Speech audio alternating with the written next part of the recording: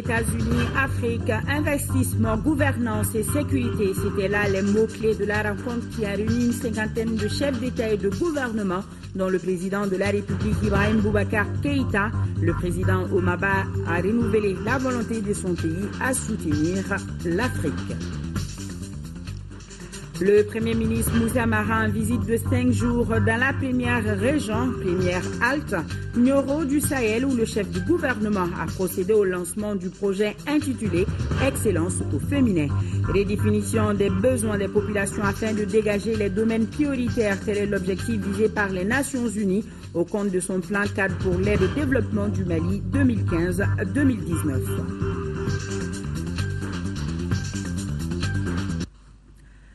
Mesdames et messieurs, bonsoir. Merci de nous avoir choisis pour vous informer et vous avez raison.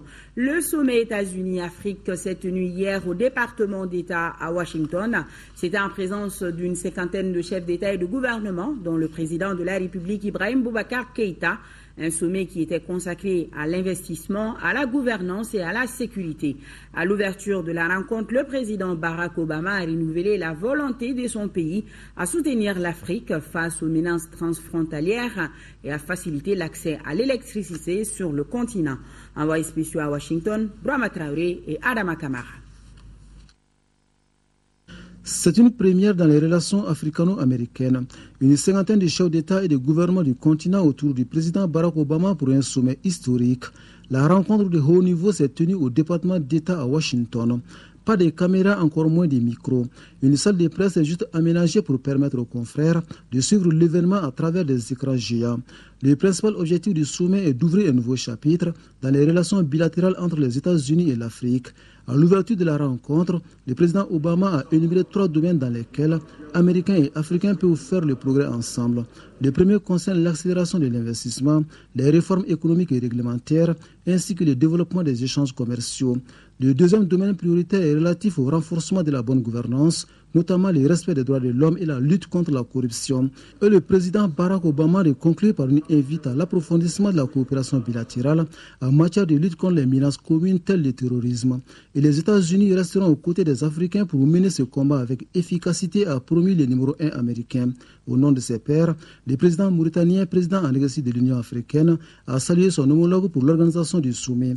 Une belle initiative selon Mohamed Ould Abdelaziz qui permettra de développer un partenariat gagnant-gagnant pour le bonheur des peuples américains et africains. En prélude au sommet, un dîner avait réuni autour du président Barack Obama à la Maison-Blanche la cinquantaine de chefs d'État présents à Washington. Parmi les invités de marque, le couple présidentiel malien Ibrahim Boubacar Keïta et Aminata Maïga. Toujours à Washington, le chef de l'État a animé ce matin une conférence sur la situation au Sahel et au Mali. À l'initiative du Centre des études stratégiques internationales de Washington, le chef de l'État est venu rassurer le public américain de sa ferme volonté d'aller à une paix définitive au Mali. Et le conférencier du jour s'est dit convaincu que cela se passe nécessairement par un dialogue politique et non par la guerre. On retrouve nos envoyés spéciaux. Une bonne information permet de couper court aux rumeurs et l'exercice du président de la République s'inscrit bien dans ce cadre. À l'invitation du Centre des études stratégiques internationales, le chef de l'État a animé une conférence sur la situation au Sahel, particulièrement au Mali. Le but de l'exercice est d'éclairer l'opinion américaine sur les efforts en cours pour restaurer la paix dans notre pays et un impératif à toute action de développement, dit Ibrahim Boubacar Keïta. Nous n'avons pas d'autre choix que d'aller à la paix. Il nous faut la paix pour construire le Mali. Nous pensons que seule une solution politique est convenable. La solution militaire est toujours de durée variable. Nous voulons une paix de confiance renouvelée, de confiance acquise de nouveau entre les éléments maliens. C'est cela pour nous l'avenir. Ce premier contact direct entre le président Ibrahim Boubacar Keïta et le public américain a permis de taire certaines allégations relatives notamment à la question Touareg, à la prise en compte des préoccupations de l'ensemble des populations de notre pays dans les futures négociations. Et le chef de l'État a précisé qu'il n'y a pas de problème ethnique au Mali. Dans un pays, les opinions sont très différentes, très diverses. Il y en a qui trouvent qu'on a déjà fait beaucoup pour une partie de la population, nos frères Touareg, qui ne sont pas tous dans la rébellion. Loin s'en faut. Loin s'en faut. Il n'y a pas au Mali de ségrégation au motif de la couleur ou de la région d'origine. Il n'y en a pas. Après ces éclairages, le président Keïta s'est prêté aux questions de ses interlocuteurs. Que fait le gouvernement malien pour accélérer les processus de dialogue et de réconciliation? En réponse, le président de la République a parlé de la signature d'une feuille de route entre le Mali et les groupes armés. Un pas important franchi selon lui pour parvenir à une paix sincère. Le Mali est-il prêt à un fédéralisme? Une autre question posée au président Ibeka. Non, c'est une ligne rouge à ne pas franchir, répond le conférencier. Au terme de cet exercice d'explication, les impressions sont positives. C'était très important d'entendre du président lui-même, ici à CSIS, mais aussi pour une audience à Washington, ce que le Mali fait sur les défis d'intégration, de réconciliation, ce qu'ils font dans le secteur de sécurité. Et d'écouter, il parlait très franchement ici à cette conférence et donc on est très heureux de lui avoir reçu ici. C'est important d'avoir cette interaction, je crois. En tout cas, il fait preuve d'un président qui est vraiment dévoué à mouver le Mali forward. Il est vraiment dévoué pour cela et en ce qui concerne nous, on peut que le souhaiter tous les meilleurs, bien sûr avec des prières afin que vraiment Dieu apporte la force physique, morale et matérielle qu'il faut afin que le Mali soit avancé. Moi, j'ai toujours dit que c'est l'union qui fait la force et puis c'est petit à petit que l'oiseau fait son nid. Donc les gens doivent se patienter et croire à notre État et croire à notre République.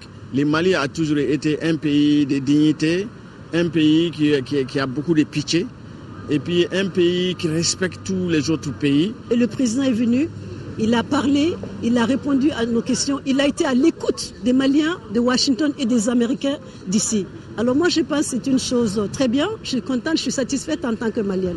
C'est un président de la République très satisfait qui repart du Centre international des études stratégiques, satisfait d'avoir convaincu ses interlocuteurs de la volonté du Mali d'aller à une paix définitive et durable. Autre activité importante de cette rencontre États-Unis-Afrique, c'est celle du sommet des premières dames d'Afrique et des États-Unis. Il s'est tenu hier à Washington, une initiative de Michelle Obama en partenariat avec l'Institut Bush. Les premières dames ont échangé sur différentes stratégies pour un meilleur essor du continent en matière d'éducation, de la jeune fille, de la santé et du leadership féminin. Et pour joindre l'acte à la parole, la First Lady a promis une aide de 200 millions de dollars pour accompagner les différentes propositions, nous indique Daisy Soko et Dembawana. Près de 30 premières dames d'Afrique, dont l'épouse du président de la République, Keïta Aminata Maïga, ont participé au symposium initié par la First Lady des États-Unis, Michelle Obama. Il s'agit donc de créer plus d'opportunités et d'investir plus dans la future génération de femmes leaders. Pour ce faire, les filles doivent aller à l'école. À l'heure actuelle, selon les statistiques des Nations Unies, 62 millions de filles dans le monde ne sont pas scolarisées et dans certains pays africains, moins de 10% des filles terminent leurs études secondaires. Néanmoins, l'arbre ne doit pas cacher la forêt car le continent africain regorge de jeunes déterminés à apporter leur touche au développement du continent, comme les 500 jeunes Africains invités aux États-Unis, des jeunes qui ont fasciné Michelle Obama. Elle qui a toujours dit être fière d'appartenir à deux cultures. Well, my name is Michelle Obama and I am an African American woman.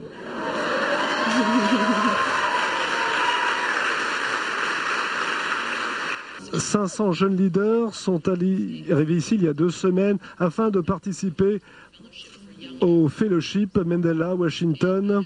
Et je dois vous dire que ces jeunes hommes et femmes sont tout à fait extraordinaires. Ils ont fondé déjà des ONG, ils ont lancé leur propre entreprise, ils sont au niveau le plus élevé de leur fonction publique.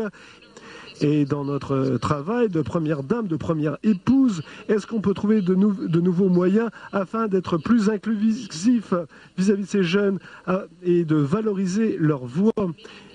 Tant d'entre vous épouser ces jeunes leaders de par votre travail, que ce soit améliorer l'éducation des filles, combattre le cancer du cervix, le VIH ou soutenir la microfinance. Vous avez tous le potentiel d'inspirer des millions à travers le monde. Il n'a pas été seulement question de l'avenir de la jeunesse. Les femmes et la santé ont occupé une place importante pendant ce symposium. L'un des partenaires stratégiques de l'initiative est l'Institut Bush. Dirigé par l'ancienne première dame des États-Unis, Laura Bush, l'Institut a pour mission, entre autres, de sauver des vies grâce à des programmes de santé dans le monde. Et pour la santé en Afrique, notamment dans la lutte contre le sida, le président de l'Institut, l'ancien président George Bush, a des ambitions. Les sidéens ne devraient plus mourir de maladies que l'on peut éviter et soigner.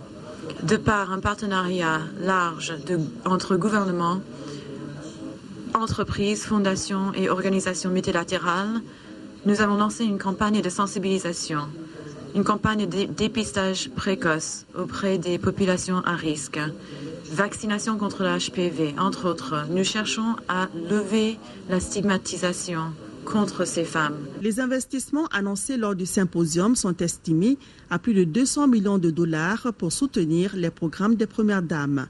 Des programmes promouvant une meilleure éducation, la santé et les opportunités économiques sur le continent. Ici au Mali, le Premier ministre Moussa Mara est depuis hier dans la première région pour une tournée de 5 jours. À Nioro du Sahel, le chef du gouvernement a procédé au lancement du projet intitulé « Excellence au féminin », un projet de 4 ans qui nécessitera un investissement de plus d'1 milliard de francs CFA. Il a pour objectif de contribuer au maintien des filles à l'école. Mohamed Diarra et Aboubacar Traoré sont nos envoyés spéciaux. Le Premier ministre Moussa Mara en route pour la première région. Le chef du gouvernement va ainsi à la rencontre de la population et discuter avec elle des questions brûlantes de l'actualité. À Diema, première étape, le patron de l'administration malienne est accueilli en grande pompe. Cap est mis sur Nioro du Sahel pour le même exercice. La journée de ce jeudi est consacrée au lancement de la journée d'information et de sensibilisation du projet Excellence au féminin. Un projet d'espoir puisqu'il vise le maintien des filles à l'école. Nous avons vu qu'à travers les statistiques données par le ministère de l'Éducation, nous avons vu qu'il y a un écart considérable entre les hommes et les femmes en matière de scolarisation des filles. Que ce soit au premier cycle, que ce soit au second cycle, que ce soit au lycée, que ce soit dans les écoles supérieures. Donc au fur et à mesure que l'on va au niveau supérieur, nous voyons que l'écart devient de plus en plus grand. À titre d'illustration, en 2012-2013, l'enseignement supérieur comptait 113 000 étudiants avec seulement 29,1% de filles. Pour la même année, au niveau du premier cycle de l'enseignement fondamental, le taux brut de scolarisation des garçons était de 75% contre 63,8% pour les filles. Voilà qui justifie le bien fondé de ce projet. Cela n'est que justice, puisque, Madame vient de le dire tout à l'heure, dans notre système d'enseignement, comme de manière générale dans notre système social, le genre féminin est un peu marginalisé. Alors que nous savons tous, d'abord que les filles et les femmes sont plus nombreuses que les hommes, donc elles sont majoritaires. Et ensuite et surtout, que l'impact des femmes et des filles sur la famille et sur la société est au moins aussi important que celui des hommes. Donc toute initiative qui va en faveur des femmes ne peut qu'être soutenue et ardemment soutenue par les autorités publiques, au premier rang desquelles le président de la République lui-même. C'est tout à fait normal que nous soyons sur cette scène pour célébrer les femmes, les filles excellentes. Ces filles qui se sont distinguées dans nos différents ordres d'enseignement. Le ton est ainsi donné avec la récompense des filles méritantes de l'année scolaire qui s'achève. Elles sont au nombre de 16. Elles ont obtenu des mentions assez bien, bien et très bien. Kayatou Diallo est admise au DF avec 16,35%. Elle a un message pour ses sœurs. Je leur demande de ne pas abandonner l'école. Le projet Excellence au féminin a une durée de 4 ans pour 1,180 milliard de francs CFA. Le projet concerne les académies de Nioro, Tombouctou, Mopti, l'université de Ségou et les grandes écoles de Bamako. Auparavant, le Premier ministre et sa délégation avaient rendu une visite de courtoisie aux autorités religieuses de Nioro du Sahel. Ensemble, ils ont prié pour la paix au Mali. Séance plénière à l'Assemblée nationale. 4 projets de loi étaient à l'ordre du jour au cours de cette deuxième session extraordinaire de la 5e législature. Ces 4 projets de loi concernent d'une part la reprise des travaux d'extension et de modernisation de l'aéroport Bamako-Sénou, d'autre part l'équipement de la centrale électrique de Balengue 2 et la biodiversité. Mahamadou Doumbia nous fait le point. Les 2 premiers projets de loi portés à la connaissance des députés ont été les projets signés à Bamako entre le gouvernement du Mali et la Banque islamique de développement pour le financement du projet d'achèvement de l'extension et de modernisation de l'aéroport international Bamako-Sénou. Puisque les événements de mars 2012 ont causé la suspension et l'annulation de la subvention américaine du Millennium Challenge Corporation, le gouvernement du Mali a donc sollicité la Banque islamique de développement pour un prêt afin de reprendre les travaux chiffrés à environ 30 milliards de francs CFA. Remboursable en 15 ans après un délai de grâce de 3 ans. Ces 2 projets de loi ont donc été adoptés à l'unanimité par 130 voix pour, 0 contre, 0 abstention. C'est vraiment un honneur en réalité de voter un tel grand projet pour le Mali, un pays vraiment qui sort des problèmes. Et ce projet permettra vraiment de faire du Mali une vitrine dans la sous-région. Le 3e projet de loi fait référence à un accord signé à Djeddah, en Arabie Saoudite, entre le gouvernement du Mali et la Banque islamique de développement pour le financement des équipements de la centrale électrique de Balengue 2. Le Mali a une potentialité de 1050 MW en hydroélectricité. À la date d'aujourd'hui, depuis l'indépendance, nous n'avons pas réalisé plus de 30%. C'est uniquement lié à l'absence de financement et au délai de mise en œuvre de ces ouvrages. Puisque les plans directeurs ne sont pas respectés, et puisqu'il faut assurer la continuité des services, la solution passe toujours par la centrale thermique. Et c'est ça qui plombe les coûts de production et tout le prix de cession de l'énergie que nous gérons aujourd'hui. C'est dû au fait que le mix énergétique que nous avons est majoritairement assuré par le thermique qui coûte énormément cher. Ce projet de loi a donc été adopté après discussion par 115 voix pour, 0 contre, 0 abstention. Balengue, comme vous savez, constitue un des nœuds principaux dans la production énergétique du Mali. Ça veut dire tout simplement l'arrivée de la production énergétique de Séléngué sur Bamako. Une loi soit votée par rapport au renforcement des capacités de production de cette centrale ne peut qu'être une situation vraiment réjouissante pour la population. Le dernier projet de loi 1451-5L qui concerne le ministère de l'Environnement est relatif à la ratification du protocole de Nagoya au Japon sur la biodiversité. L'objectif de cette loi est de favoriser l'accès aux ressources génétiques. Ce projet de loi a été adopté à l'unanimité par 118 voix pour. Rencontre entre le représentant spécial de la CEDEAO et les présidents du Haut Conseil des collectivités et du Conseil économique, social et culturel. L'information des responsables des institutions de la République sur les pourparlers inclusifs d'Alger en vue de l'implication de toutes les couches de la société civile à l'ordre du jour. Fatoumata Kouni. Il nous a semblé, nous, au niveau de la CEDEAO, de prendre contact avec les institutions de la République. Et nous avons considéré que le Haut Conseil des collectivités et le Conseil économique et social sont les 2 grands organes conseils de l'État.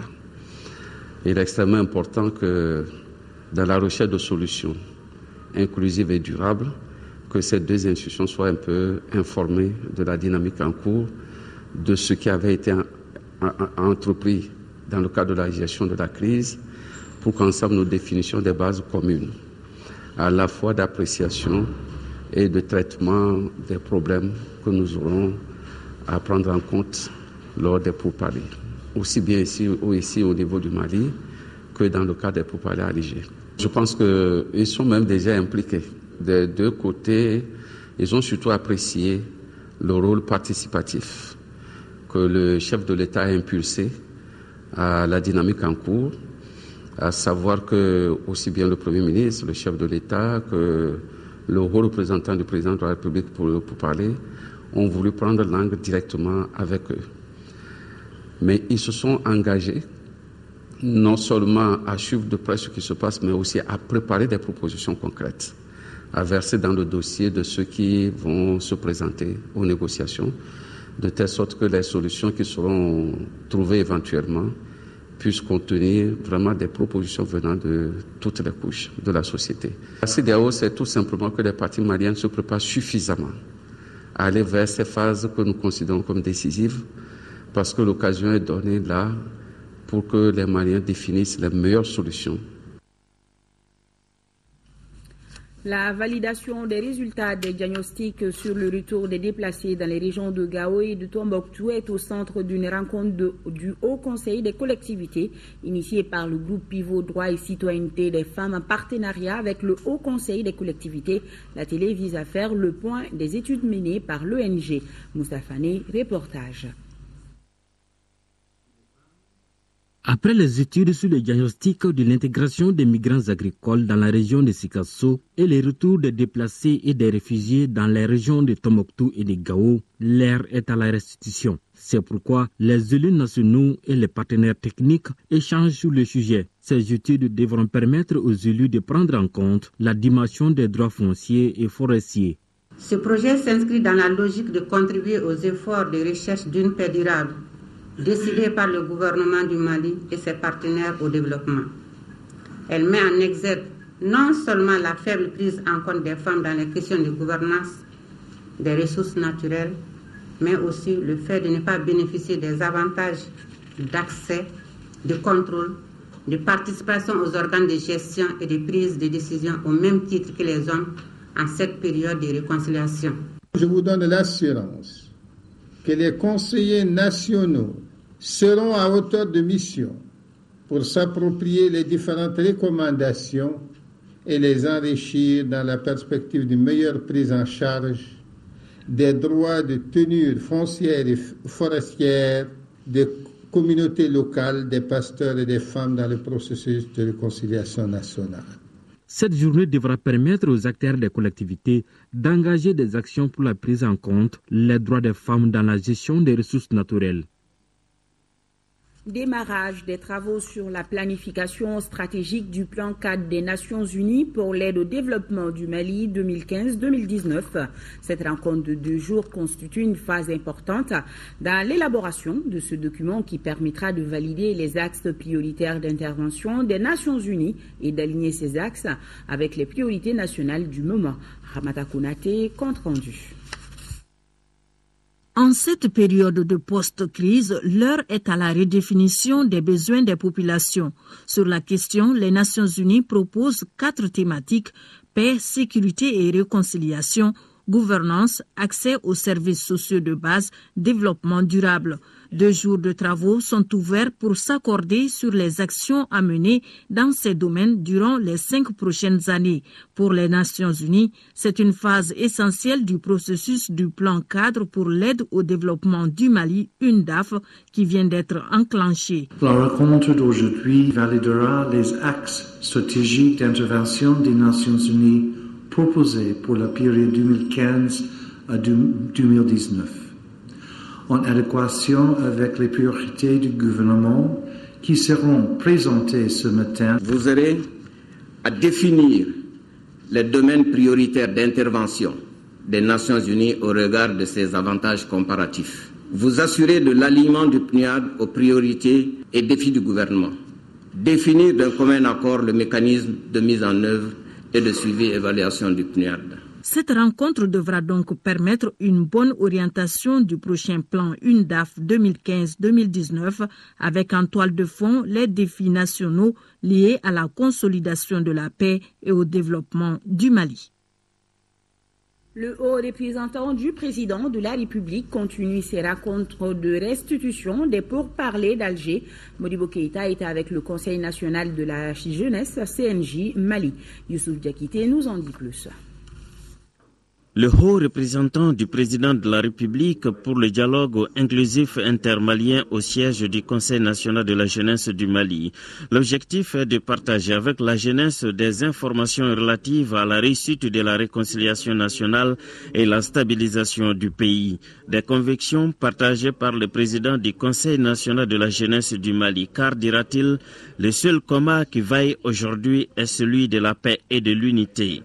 C'est de dire à la jeunesse effectivement que de rester unis derrière les pouvoirs publics qui sont en train de mener en tout cas ce travail-là, ce processus-là, et puis de procéder à des larges campagnes de sensibilisation, de formation aussi, comme nous l'avons prévu dans notre plan triennal des jeunes, de manière à ce que ces initiatives soient soutenues à tous les niveaux et par les jeunes. Il y a eu plusieurs interrogations et contributions dans la salle. En réponse à ces interrogations, le haut représentant du président de la République dira que le combat est commun et est surtout pour la génération future. Nous autres, nous avons notre avenir derrière nous, mais que ceux qui ont leur avenir devant eux, il faut les soutenir. Et ce sont les jeunes. Vous savez très bien que l'enseignement du maître est beaucoup plus important que le maître lui-même. Et c'est vous qui devez recueillir cet enseignement. Et notre pays, pour le moment, n'a pas de richesse naturelle. Mais notre pays a une richesse qui résiste au temps, c'est les ressources humaines. Et quand on parle de ressources humaines, on ne peut pas ne pas parler de la jeunesse.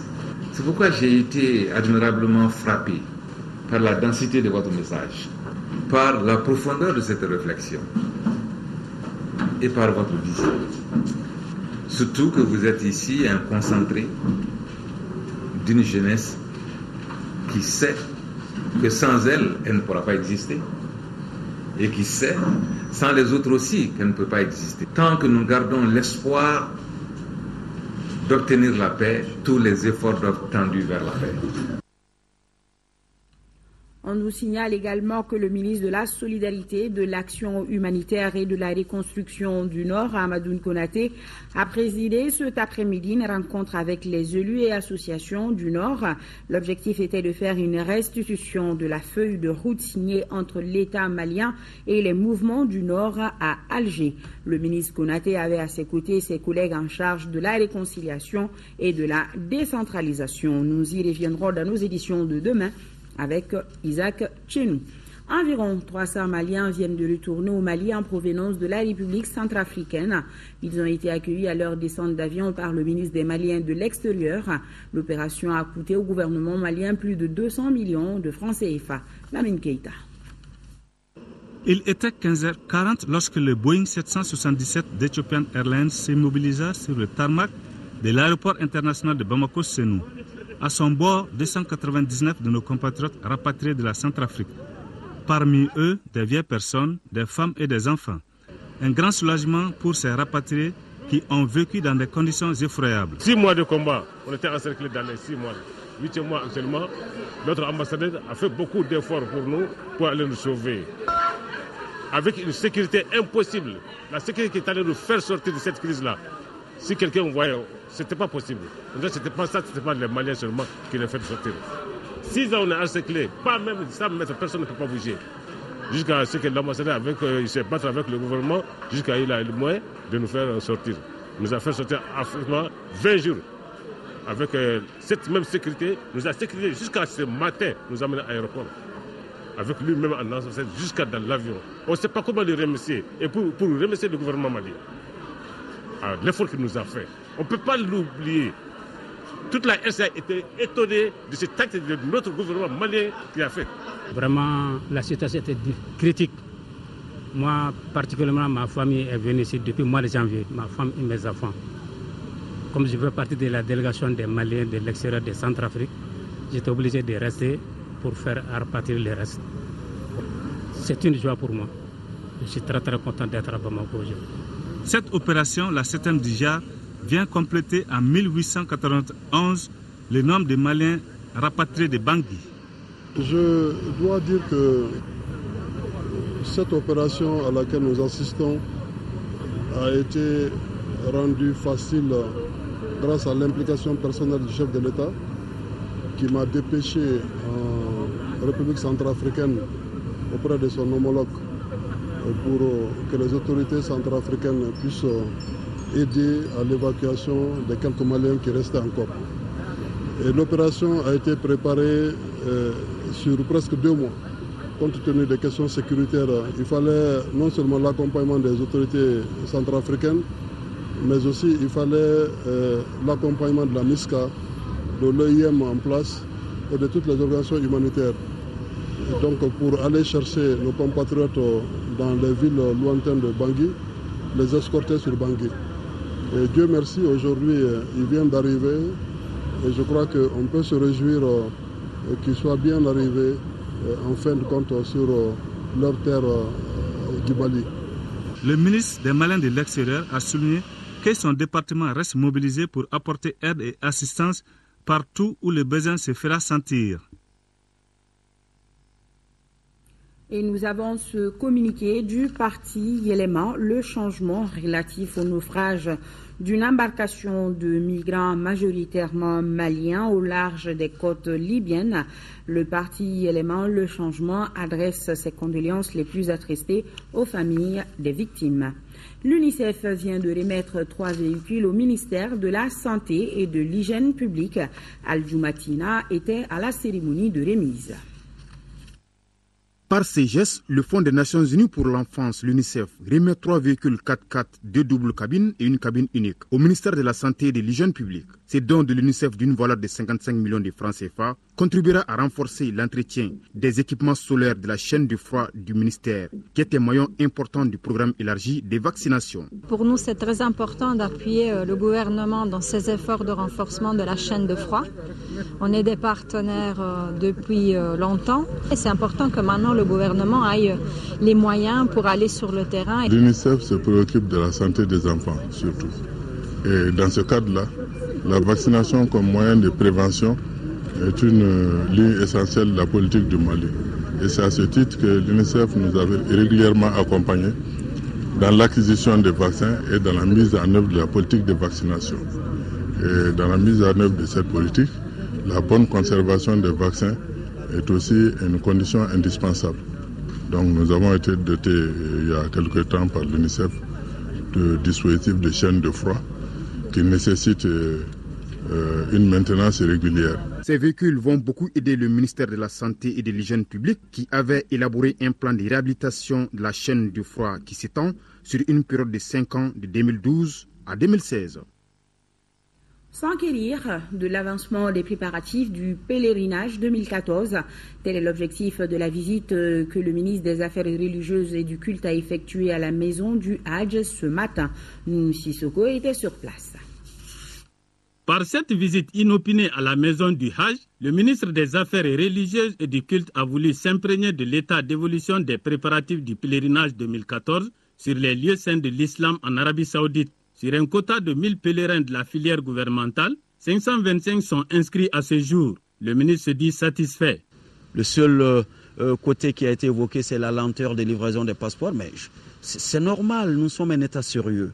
Et nous ne pouvons pas laisser donner des documents officiels à ce niveau sans présence physique des intéressés. Donc nous avons mis en place un système réellement filtrant afin que nos documents administratifs soient vraiment d'une certaine rigueur dans leur conception et dans leur délivrance. Une trentaine de stands d'agences de voyage, l'administration, les services de visa et de passeport, les salles de visite médicale et corporelle, le laboratoire, sont entre autres compartiments visités par le ministre des Affaires religieuses et du culte. Ce qui est surtout impressionnant, c'est le bloc santé, le laboratoire avec l'équipe de l'INRSP, vaccination, suivi. Alors, c'est vraiment merveilleux. Moi, je suis tout émerveillé de voir le ministère de la Santé prendre ses précautions. J'ai la certitude que les pèlerins que nous envoyons sont passés vraiment par des mailles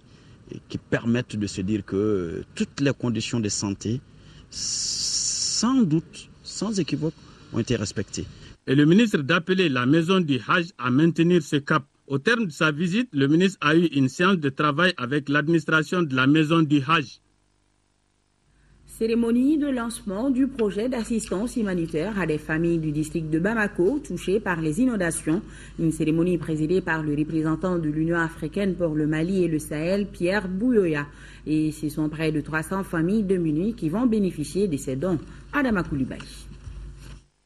Cette distribution de vivres par la Croix-Rouge malienne a débuté avec les victimes des inondations du quartier Yirimadio en commune 6 du district de Bamako. 61 ménages de ce quartier ont bénéficié de riz, de sucre et d'huile. La distribution s'est déroulée en présence du haut représentant de l'Union africaine pour le Mali et le Sahel, Pierre Bouyoya, accompagné par les notabilités et les élus du quartier Yirimadio. Le quartier de Yirimadio et la commune 6 n'ont pas été choisis de façon fortuite. Nous avons remarqué que les populations vulnérables sont bien intégrées et prises en charge très souvent de façon assez appréciable. Une cérémonie qui a donné l'occasion au chef du quartier Yirimadio, Ntojara, d'informer les autorités sur les innombrables inondations qui touchent son quartier chaque hivernage. Le représentant du Misaël exhorte les sociétés et entreprises à apporter leur aide à la Croix-Rouge. C'est pour moi l'occasion d'appeler les entrepreneurs maliens, les commerçants, les chefs d'entreprise et toutes les personnes de bonne volonté à participer par leur contribution financière ou en nature à cette opération humanitaire. Ces distributions de vivres de la Croix-Rouge sont étalées sur 3 jours.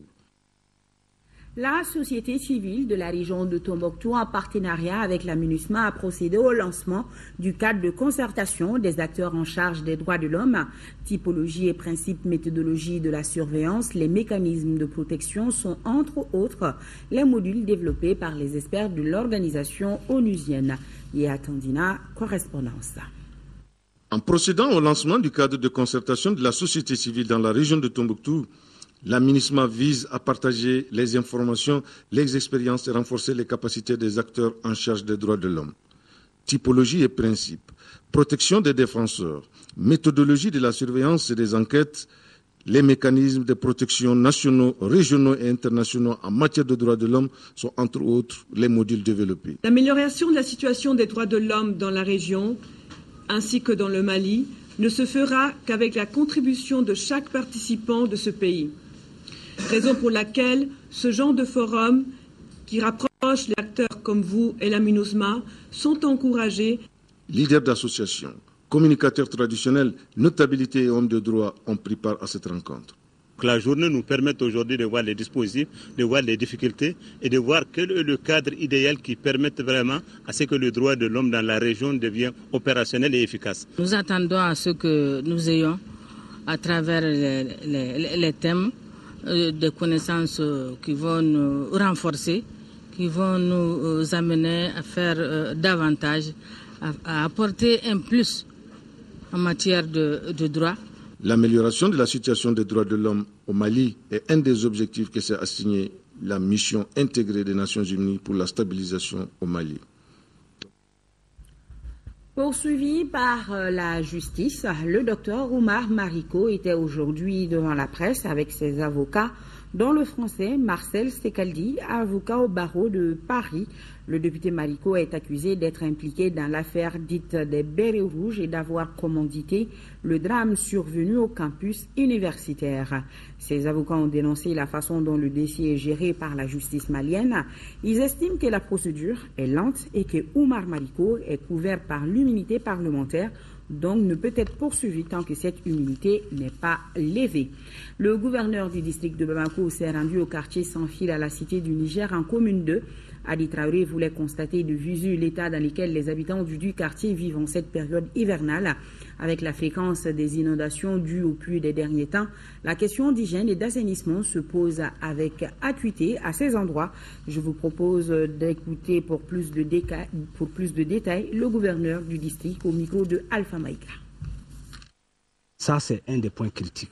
Vous-même, vous avez vu. Et si on se dit ça, c'est notre capitale Bamako, dont on est tous fiers. Et ce n'est pas avec un tel tableau qu'on devrait pouvoir se taper la poitrine. Le constat, ce n'est pas un tableau reluisant. Ce n'est pas un tableau reluisant, mais une fois de plus pour retrousser les manches. et faire en sorte que nous puissions être porteurs de solutions et non constater tous les ans. Les instructions fermes sont données, comme je l'ai dit, déjà la santé va venir pour faire son travail. Et le développement social va nous présenter dès demain son rapport. Et l'urbanisme, l'assainissement vont nous donner leurs notes techniques. La 16e assemblée ordinaire de l'Institut national de formation en sciences de santé s'est tenue ce matin. Les administrateurs ont fait le bilan à mi-parcours des activités réalisées pendant le premier semestre de l'année. Agali Aguissa, reportage. Malgré certaines perturbations, l'année scolaire s'achève dans un climat apaisé à l'Institut national de formation en sciences de santé INFSS. C'est le constat fait par les administrateurs au cours de la 16e assemblée ordinaire de l'établissement. Une rencontre qui fait le bilan des activités menées durant les 6 premiers mois de l'année 2014. Les programmes se sont poursuivis normalement. Nous avons connu également des sorties des étudiants et au jour d'aujourd'hui encore, nos cours ne sont pas arrêtés. Nos étudiants terminalistes sont partis en stage en milieu rural. Ils doivent déposer les rapports au plus tard le 13 août et les cours vont continuer jusqu'à ce que les compétences soient validées. Légèrement supérieur à celui de l'année dernière, le budget de cette année, estimé à 1,9 milliard de francs CFA, connaît une exécution de moins de 40%. Ceci est dû au fait qu'il y a des postes qui n'ont pas été ouverts parce que concernant la construction d'un amphithéâtre que vous avez ici, il y a 250 millions que l'État débloquera pour cela. Il y a aussi ce qu'on appelle les heures supplémentaires des enseignants qui font à peu près 110 millions. Les administrateurs conscients des difficultés devront élaborer les meilleures stratégies pour préparer la rentrée prochaine. Malgré tout, les besoins sont énormes. Nous utilisons du matériel didactique qui est onéreux, qui est souvent pas sur le marché malien, qu'il faut faire venir. Nous sommes également tributaires des missions d'encadrement, des missions de supervision. L'Institut national de formation en sciences de santé applique le système licence master doctorat LMD et forme des techniciens supérieurs de santé ainsi que des assistants médicaux dans plusieurs filières. Le professeur Moussa Traoré, chef de service de neurologie CHU du Boingé, n'est plus. Il est décédé mardi à l'âge de 64 ans. Professeur Moussa Traoré a été accompagné à sa dernière demeure au cimetière de Nyarela par de nombreux parents, amis et connaissances. Tchemoro Sarara.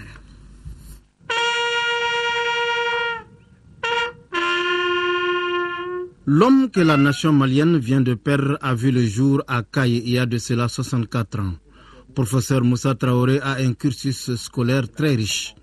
L'ex-doyen de l'École nationale de médecine et d'odontostomatologie menait des activités de recherche expérimentale d'une part et des recherches cliniques d'autre part.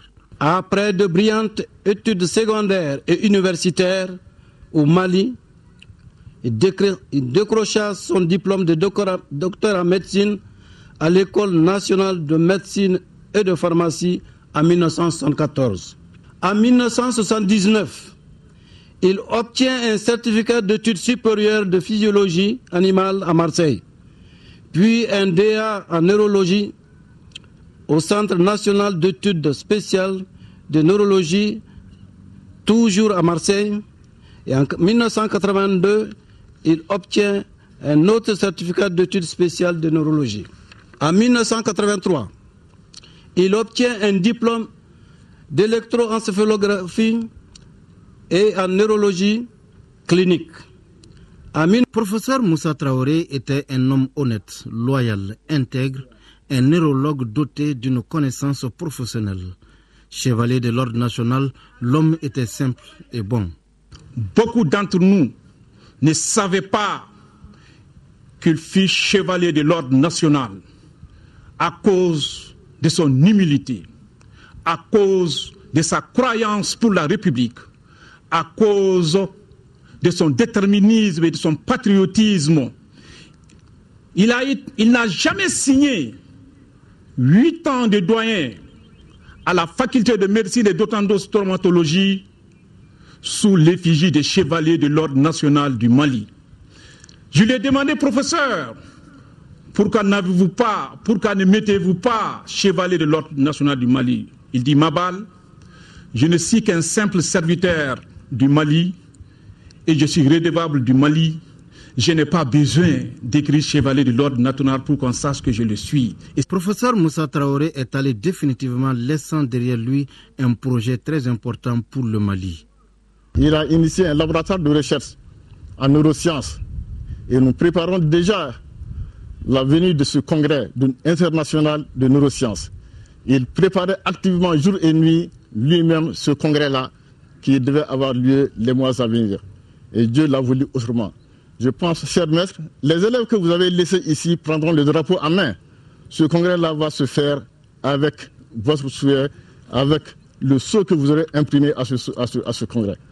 Le professeur Moussa Traoré repose désormais au cimetière de Nyarela, laissant derrière lui le monde de la santé inconsolable et des parents éplorés. Que son âme repose en paix. Amen. C'est tout pour ce journal. Bonsoir.